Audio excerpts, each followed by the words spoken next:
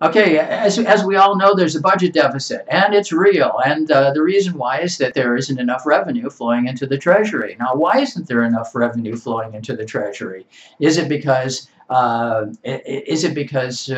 there's less wealth in Australia? No, no, no, no. The facts are that the ABS says that the Australian Bureau of Statistics says that the real GDP, that is the gross domestic product, increases on average 2 to 3% a year. That means we're becoming ever more productive. Okay, so the real GDP is growing every year, and since Gough Whitlam's time, the percentage that's going back to the people who are producing it, us, is going down. It's gone down by 15%. So what's going on? Where's all this wealth going? Well, a lot of it's going to the big end of town.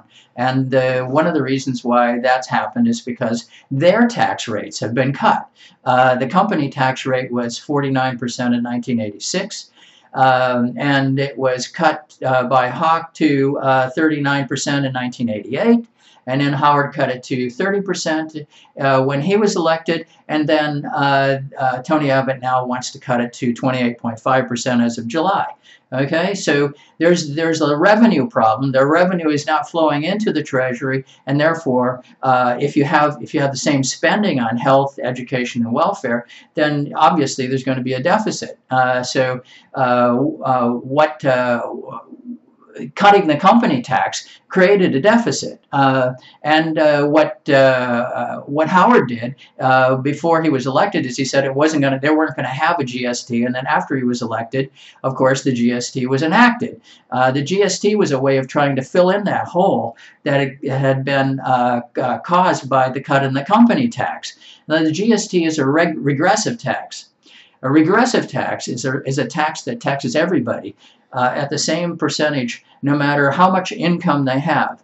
Twiggy Forrest makes $50 million a day, and you probably make $20 or $30 an hour. But everybody gets taxed at 10% with the GST. That's what a regressive tax does. Like the fuel excise and the sin taxes, they're all regressive taxes, taxes at the point of sale. Conservatives love regressive taxes, and that's what they're going to try to sell you this year is the only rational thing that we can do. The only reasonable thing we can do is to raise regressive taxes, specifically the GST. They want to raise it and put it on and widen it to cover fresh food. They want to raise it to something like 12.5%. I've seen figures as high as from some right-wing think tanks that are arguing for a 15% rise. Anyway, that's how they plan to cover the budget deficit. They plan to cover it by raising the GST on fresh food, which will cost the average family $5,500 here in Australia alone. And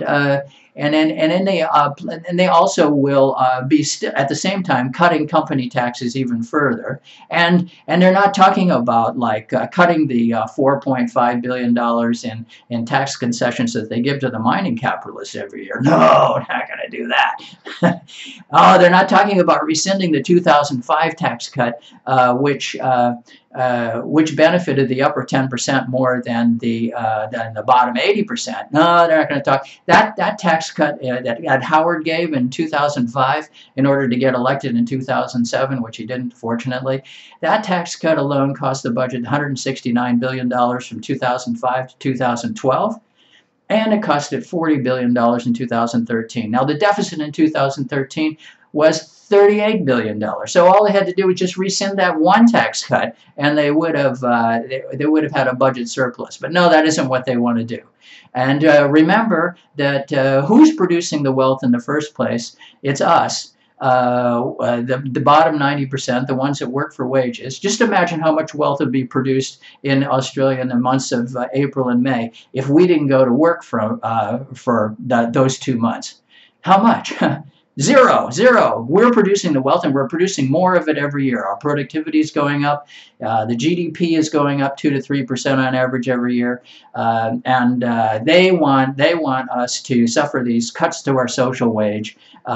They want us to pay more in taxes. And they want to have more of the wealth at the top end of the scale, because that's what politics is all about.